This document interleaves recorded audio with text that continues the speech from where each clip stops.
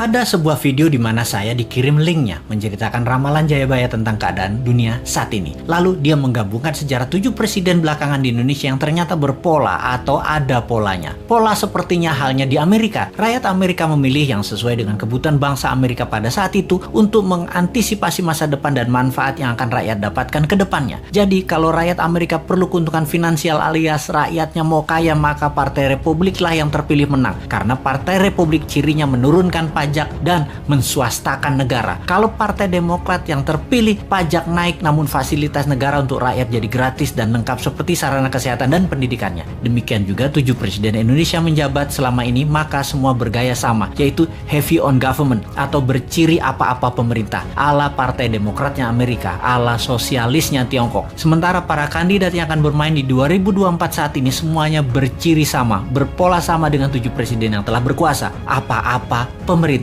Hanya Bosman Sontoloyo yang punya konsep heavy on swasta atau menswastakan kegiatan membangun ekonomi terbesarnya dan menurunkan pajak konsepnya seperti Partai Republiknya Amerika. Untuk hal ini memang kembali ke masyarakat karena konsep menswastakan pemerintah belum pernah terjadi sebelumnya, atau mengikuti swasta terutama UKM dalam porsi besar lebih dari 80% ekonomi belum pernah terjadi sebelumnya dalam 7 pemerintahan yang telah berjalan. Selama ini memang tenaga kerja 96% diserap UKM, namun ekonomi UKM hanya 40% saja dari porsi ekonomi nasional. Sisanya adalah anggaran pemerintah dan oligarki. Sudah 7 presiden polanya ya seperti ini. Belum pernah UKM naik kekuatannya menjadi menguasai ekonomi ke 80% atau naik 100% dari sekarang, atau 2 kali lipat kekuatan ekonomi saat ini yang bisa membuat GDP per kapita naik dari $4.000 menjadi $8.000 dalam sekejap. Sungguh, kalau mau UKM menang, juga pajak turun. Ya tidak pakai siapapun yang mencalonkan di 2024 yang saat ini ada di etalase calon presiden. Tapi entah bagaimana,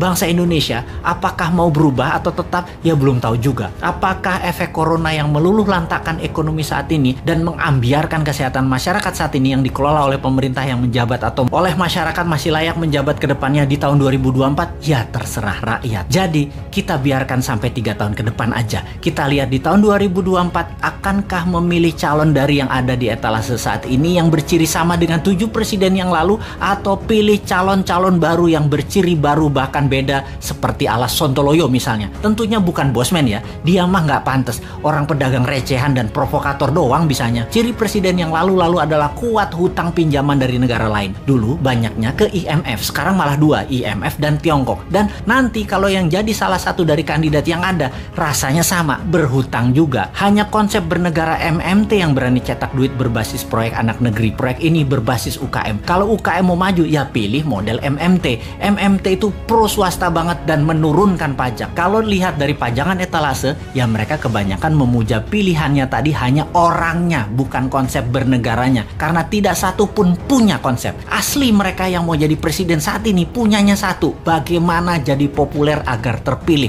Mek ngono tok ilmunya. Bener deh, bagaimana supaya Anda memilih mereka? Citra aja dibenerin, bukan konsep yang mereka jual. Kalau Bosman, citranya kan kampungan, provokator, komentarnya norak, kulitnya hitam. Jadi karena karakternya nggak bisa dijual, maka dia jual konsep. Itu pun norak. Mainstream ya tetap maunya ngutang asing. Yang anti hutang asing kecil banget, yang mendukung UKM malah nggak ada. Akhirnya UKM-nya senang ngutang juga kalau cari duit. Kapan berubahnya bangsa ini? Begitu kuat doktrin minjem itu di kepala semua pejabat sampai UKM-nya pun tidak ada alternatif lain. Kembali ke video yang linknya saya dapat dan saya nonton, ternyata Satrio Piningit atau kesatria yang dipingit itu keluar ketika ada goro-goro atau malapetaka dahsyat menghancurkan negara dan dunia. Saat ini virus corona dianggap goro-goro. Lalu ketika goro-goro terjadi, ada kesatria yang suaranya saja muncul, wajahnya dan penampilannya dipingit tidak muncul, yaitu Bosman. Jadi kesatria yang dipingit tadi adalah kesatria yang terus-menerus memberikan arahan, solusi, dan sosoknya dipingit, diumpetin, yang penting pesannya tercapai. Lalu pola kepemimpinan nasional yang lengkap menjabat. Pak Karno itu Majapahit atau Jawa Timuran, Pak Harto itu Jawa Tengah atau Mataraman, Pak SBY itu Majapahit, Pak Jokowi itu Mataraman, dan Bosman itu Jawa Timuran Majapahit. Begitu pola penggantinya seharusnya. Habis Mataram ya Majapahit. Dan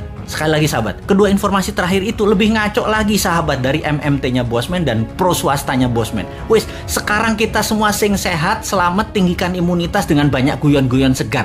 Jangan urusi Bosman. Bosman memang jancuk.